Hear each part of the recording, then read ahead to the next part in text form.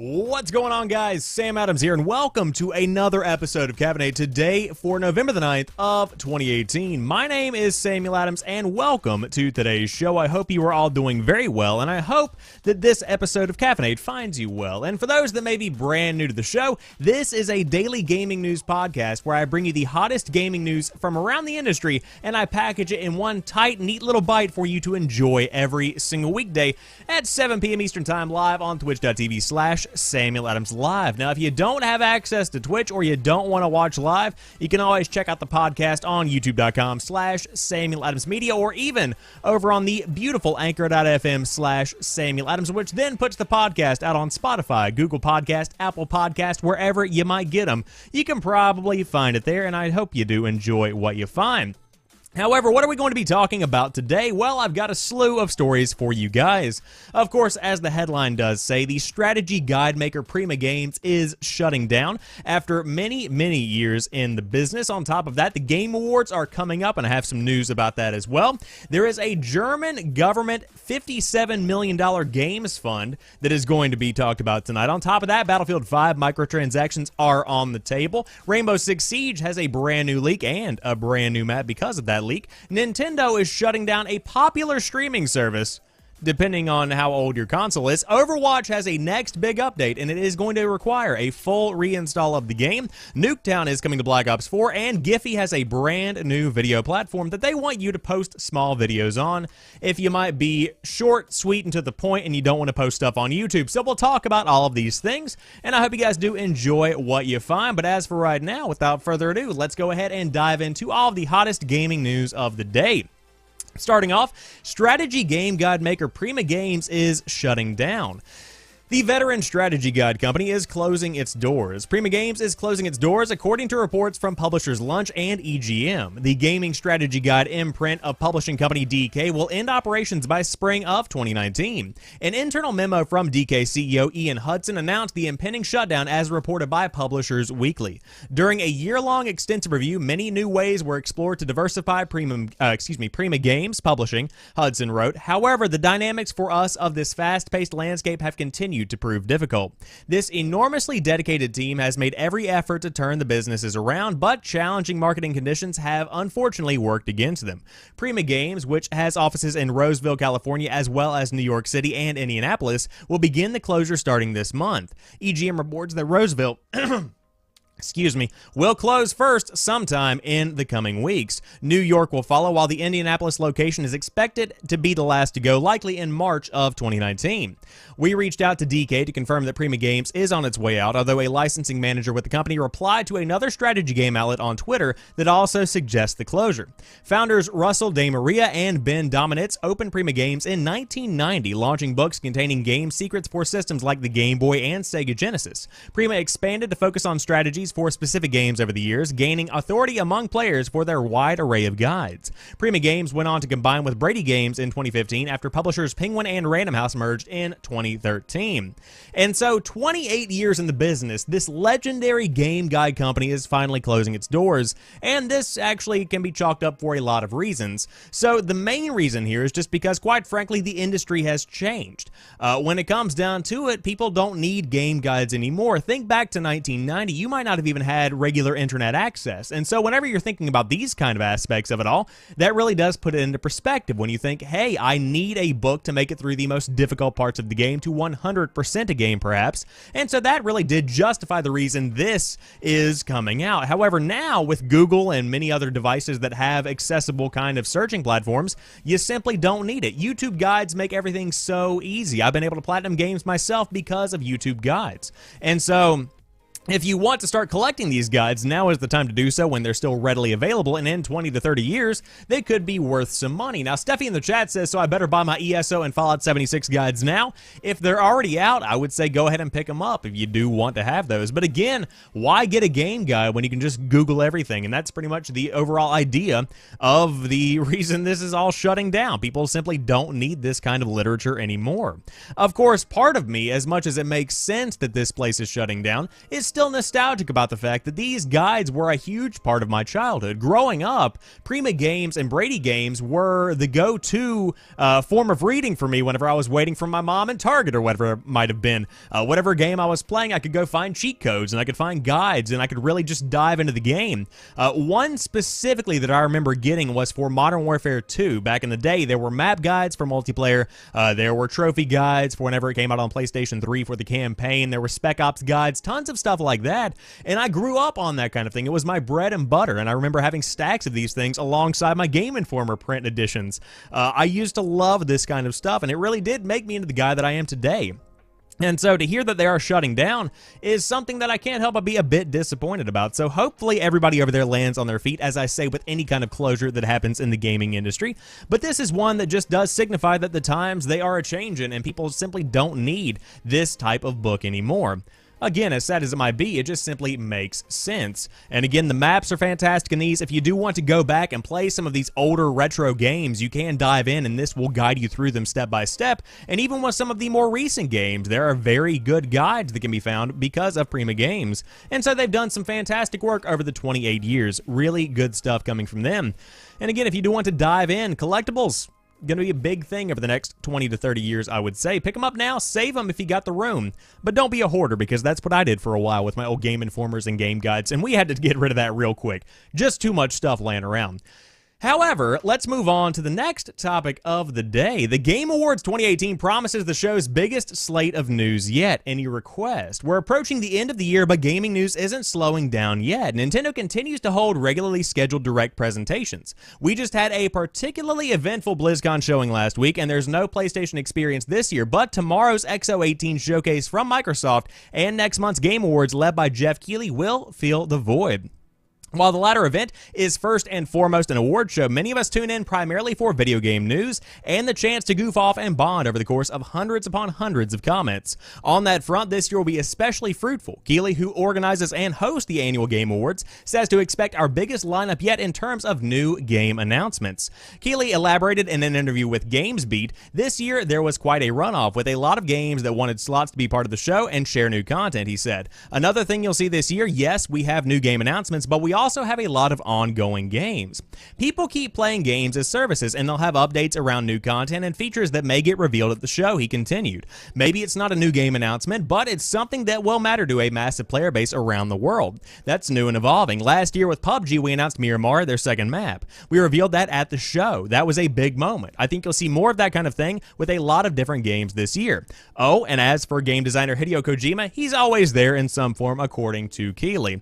The Game Awards 2018 will be live streamed out of Los Angeles on December the 6th, and I do want to say, it's going to be available on over 40 platforms. So if you have a YouTube account, a Twitch account, a Mixer account, whatever you might use to get your content around the world, you can find some way to watch the Game Awards. And it is always a fantastic show. It is going to be something that blows my mind. And of course, I have my own game show over on youtube.com/SamuelAdamsMedia, the Sammy Awards, which are going to be coming back for 2018. I will have a date for that later on. Normally it happens on a Monday whenever there are no games coming out because the drop just needs something to replace it. But I will say that to hear that there is a lot more of a presence for games as a service is something that doesn't shock me. I think that's a lot of what we're going to be seeing going forward, because you do have these massive games that continually get updates. You have stuff like Warframe, you have stuff like Destiny 2, you have stuff like PUBG and Fortnite and all these big BR games that are continuing to grow and evolve. You have a lot of these games that do require some kind of big announcement, even though they have already been released and have been out in the wild for quite some time. And you're going to be seeing a lot of that at this year's Game Awards. Now, I will say, one thing I am looking forward to is seeing how they continue to grow and evolve. I heard a report earlier this week that as far as entertainment goes for the Game Awards, there's going to be a lot more of an orchestral kind of feel to this instead of having a band that might not necessarily be related to gaming content. In another way to say that is that there's going to be a lot more gaming music, and that's something I'm looking forward to as well. So again, if you do want to dive in, the Game Awards are going to be hosted in Los Angeles on December the 6th, and I'm going to try and do some kind of watch-along. We'll see what happens, but as for right now, I just can't wait to watch them for myself whenever I can. My game of the year is definitely going to be God of War, and I think it might win the show overall, but we'll see what happens. Don't want to get that argument started. However, it is going to be a fantastic experience. And also, a comment in the chat from Explode with Caution. Imagine having a game that has enough content where it doesn't need DLC.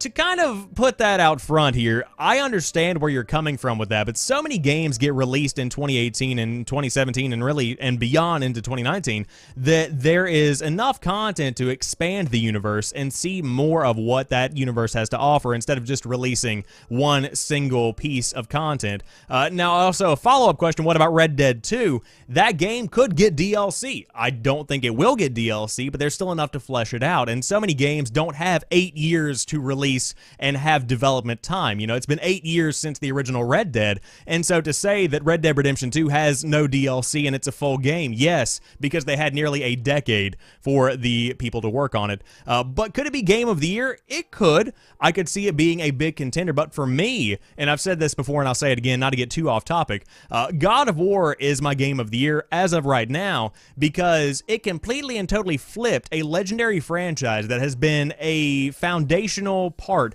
of the gaming culture for over 10 years, and it made it something completely and totally different while still maintaining that sense of identity, and that is what really solidified that game as Game of the Year in my mind. Again, Red Dead Redemption 2, fantastic, good-looking game, but still, God of War is just the one that takes the cake for me. However, Tetris Effect, really climbing the ranks, just kidding, still a good-looking game. However, moving on to the next story of the day, the German government is going to establish a $57 million games fund. The German government will establish a $56.7 million games fund to help drive the country's creative industry. As reported by GamesIndustry.biz, the fund was announced as part of the 2019 budget and will be managed by the Federal Ministry of Transport and Digital Infrastructure. Felix Falk, managing director of the German Games Industry Association, branded the move a historic step for Germany as a location for games, and believes it could help the country catch up with other notable development hubs like Canada, France, and the UK. Indeed, it's another big step forward for the German games industry, which recently lifted its ban on video games featuring unconstitutional symbols and themes, including Nazi imagery. Commenting on that decision back in August, Falk was again full of praise and said it would finally allow games to play an equal role in social discourse in Germany. And this is fantastic. I love any kind of game fun that the government does put out there because games are art, as you see with many games that have come out this year. Red Dead Redemption 2, for instance, is beautiful. Breath of the Wild from a couple of years back, gorgeous. God of War, a storytelling masterpiece beyond anything a movie has done in recent memory. It is something that blows my mind. And so to have these games get more funding from government, entities is something that I think could definitely be a big benefit. Now, when it comes to Germany, this could be a big boost to their digital infrastructure. The people over there that are developing games, this could bring a lot more companies to that location. And whenever you have companies that do infiltrate a specific part of the world, you get that kind of local flavor. You start to get a little bit of a German twist on some things. And the people in that corner of the world can actively insert their ideas into the games that they develop. And there's more globalization that goes on and the sharing of ideas. And I think that is a fantastic step forward. So when it comes down to it, is this a good thing? Absolutely. Any kind of money that comes towards gaming from governments, entities is obviously going to be a good thing, but I really do like the idea of it improving the overall culture of games in a way. And so we'll see how this goes. We'll see if it is used to the advantage of the developers. But as for right now, 57 big ones coming your way over there for the German Games Development Studios, and hopefully more people will jump in on that as well. However, moving on to Battlefield 5 news, it is going to have some cosmetics that are only earnable and some that you have to buy. So talking about microtransactions here.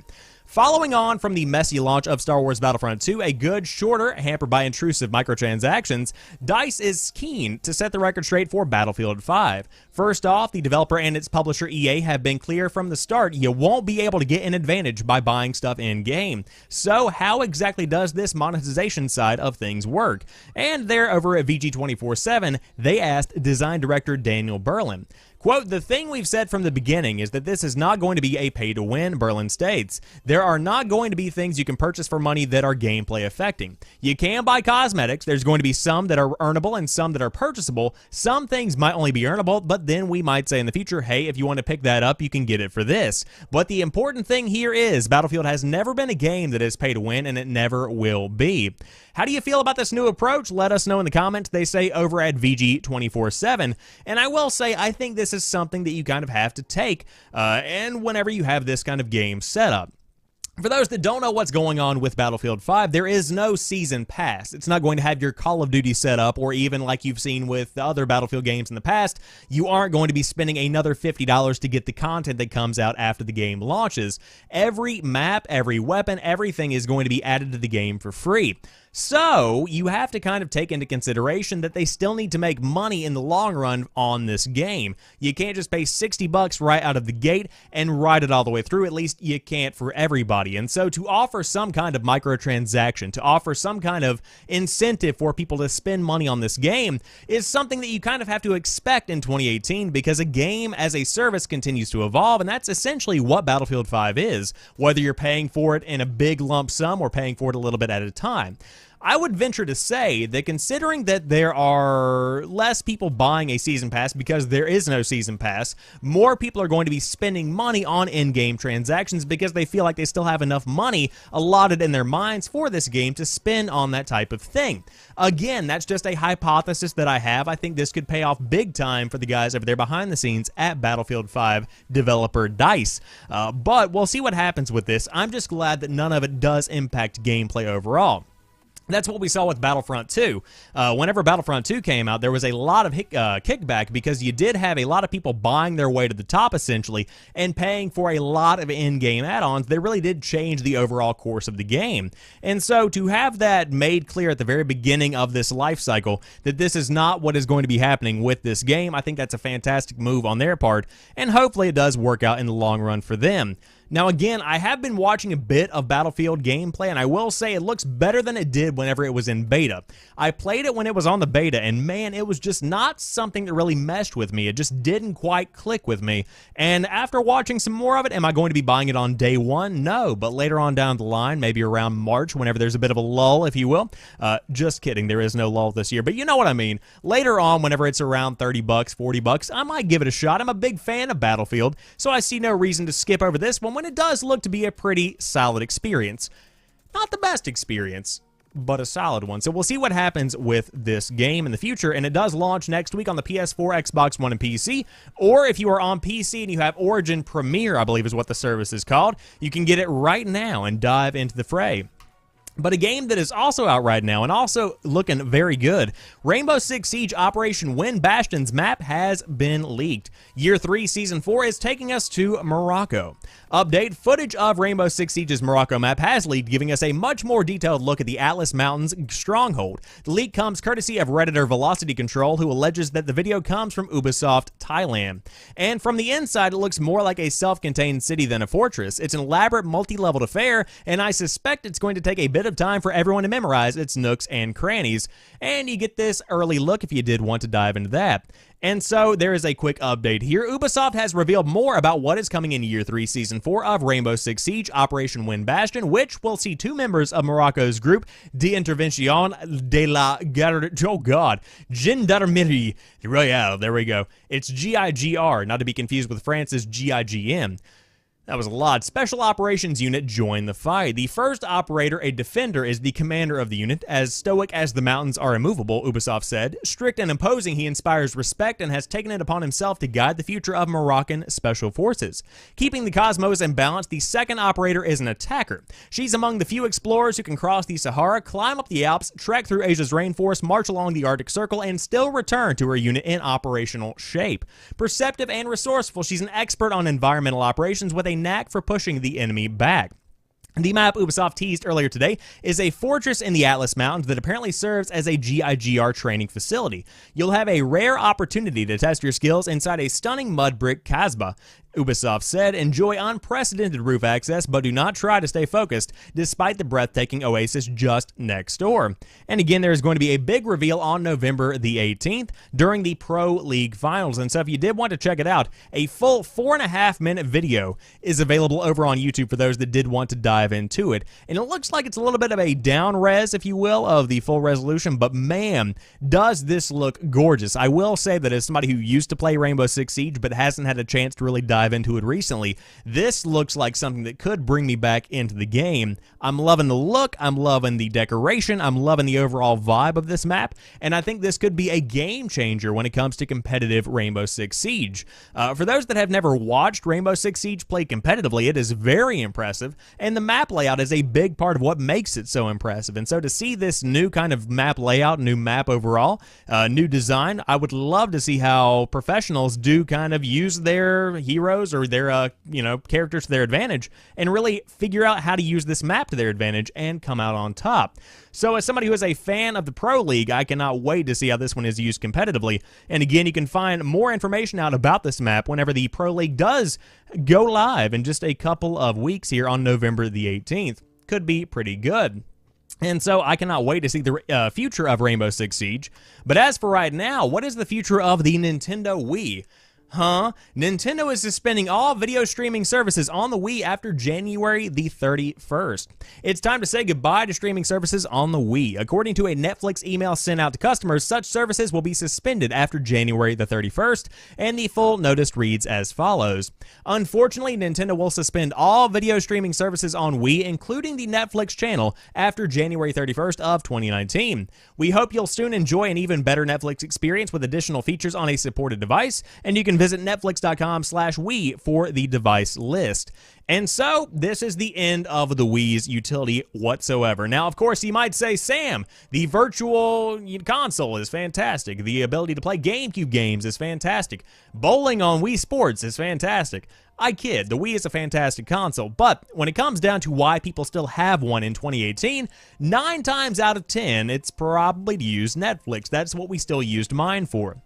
Now, I got a Wii in the launch year back in the day, and it, of course, was a fantastic console. I played a lot of Super Mario Super Mario Galaxy. Whoa, had a brain fart there. It's been a long week. But I played a lot of Super Mario Galaxy. On top of that, Super Smash Bros. I loved that kind of stuff. But when it comes down to it, in the latter years of the console's life, I played a lot of Netflix on that thing. And so now that I have a smart TV in the living room, now that I have more devices that can do Netflix, I see no reason to keep Netflix around on the Wii. And so I'll probably end up packing it up in a cardboard box and just putting it to the side.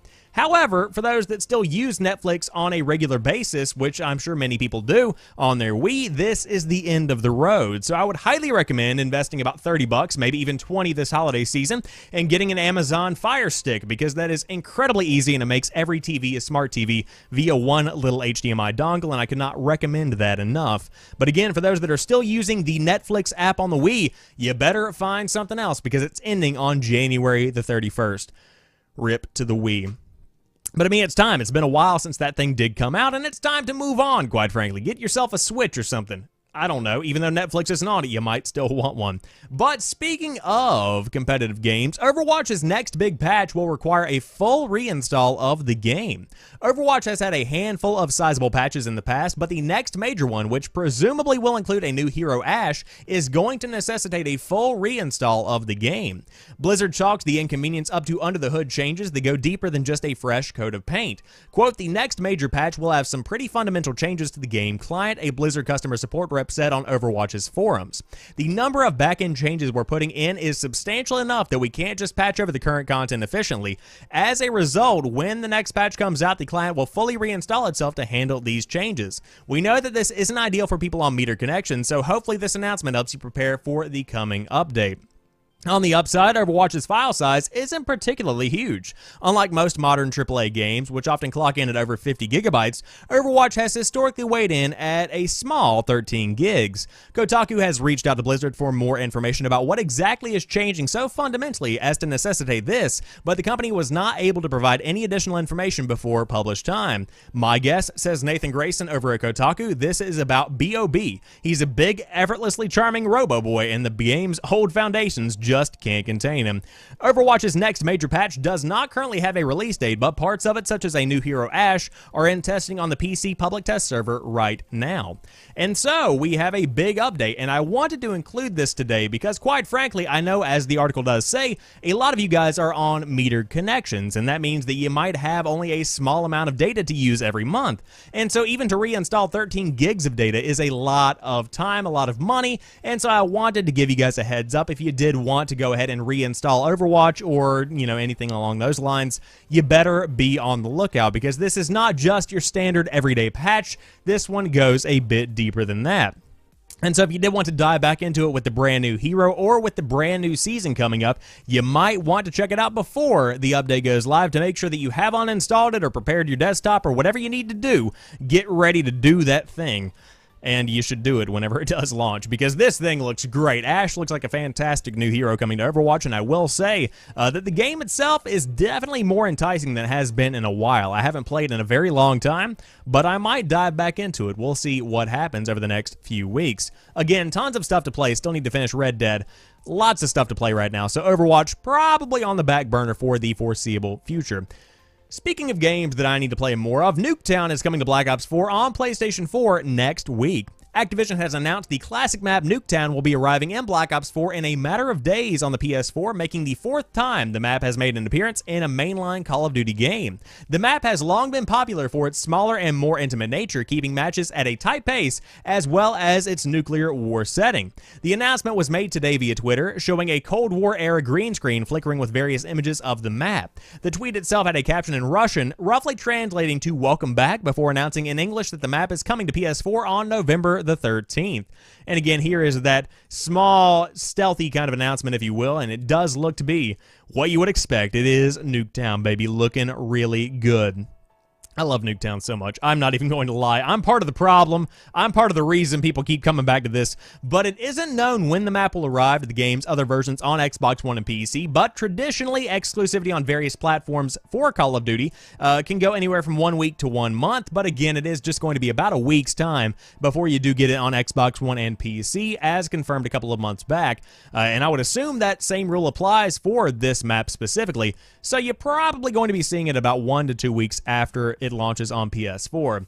Now, I will say, cannot wait to dive into this. Nuketown is one of the best maps ever developed. I might even go as far as to say it is the best map ever developed for Call of Duty. It's tight, it's got a lot of corners, it's got a lot of ways to hide and ways to use the map effectively, and it is a fantastic experience if you are a fan of Call of Duty. So to see it coming to Black Ops 4 is no surprise, and I am definitely going to be downloading it when it does go live. Cannot wait to dive into those Nuketown 24/7 playlist, because that is some good stuff.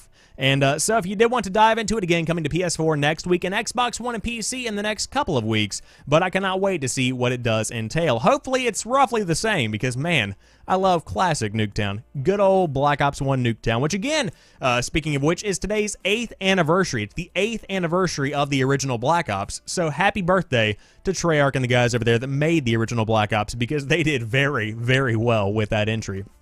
But speaking of video platforms that flourished because of games, Giphy has unveiled its short-form video platform. It didn't really flourish for games, but a boy's trying to make a transition, so bear with me. But they're like GIFs, but with audio.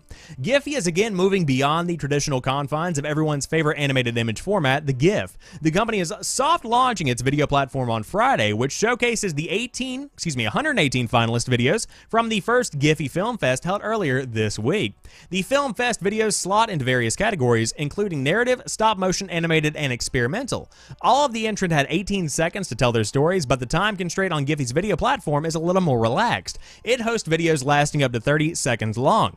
As with Vine and of course GIFs, you can loop the videos. Giphy said in a release that the platform is a foray into yet another media platform that we believe can tell powerful short-form stories, and it says it wants to be the go-to destination for short-form content. However, it faces some stern competition, not least because one of Vine's co-founders this week announced Byte, a looping video platform that will launch in spring of 2019. And so Giphy is continuing to branch out. Of course, right now, Giphy is pretty much everywhere. It is collaborating with Twitter, allowing GIFs to be included on tweets directly in the app without having to go find them on Giphy. On top of that, via Mixer now, if you do want to go on and donate some Sparks to one of your favorite partnered streamers, you can actually add a GIF in the chat box if you do spend enough Sparks, and that's something that's very impressive and good on them for integrating that kind of thing. On top of that, it is pretty much the go-to source for a lot of GIFs, both regular GIFs and also stickers, which are pretty much transparent, small versions of GIFs. And a lot of good stuff is happening because of Giphy. But when it comes down to this new service, I'm not entirely behind it. Do we need another 30-second video service? Because you have the sequel to Vine that's coming out. You have many other kinds of information companies and data companies and entertainment companies that are branching out and trying to make this small form video platform a success. And of course, there is a giant hole that has been left by Vine. So could Giphy fill it? I suppose they might be able to, but we'll see what happens with this one. Again, I'm not holding my breath, but I would love to see something along this line come out and be a big success, because I think it could definitely fill the hole that Vine did leave. So we'll see what happens with this one, but I did want to let any of you flourishing content creators out there know that if you happen to be soft-spoken or short on words, then you might want to try out 30 seconds over there on Giphy if you did want to give it a shot. Did you get my joke? I hope you did. But that wraps it up for today's episode of Caffeinate. I hope you guys have enjoyed today's show. And if you did and you're watching live on Twitch, I appreciate you hanging out live with me. It is a pleasure, as always, to have people in the chat interacting when I can. And on top of that, if you want to check out the show on youtube.com/SamuelAdamsMedia, you can always do that and hit that subscribe button. Or if you happen to be listening on a podcast service from around the world, I appreciate you as well. I'm just glad anybody listens to this show on a weekly basis. Now, of course, it does run Monday through Friday at 7 p.m. Eastern Time, so I hope you guys have a fantastic rest of the weekend, and look forward to a video where I do upload a review. My brain's not working, it's Friday, of Grip Combat Racing, which I was given a code for, and I cannot wait to get my hands on that one. But as for right now, you guys have a fantastic rest of the night. I'm going to go upload this and probably go to sleep, because, man, what a week it's been. That's the beauty of podcasting. It's very raw and unadulterated when you do it 5 days a week, because you never know when you're going to be very, very tired and uncaffeinated. It's ironic because the show's called Caffeinate. Anyways, peace.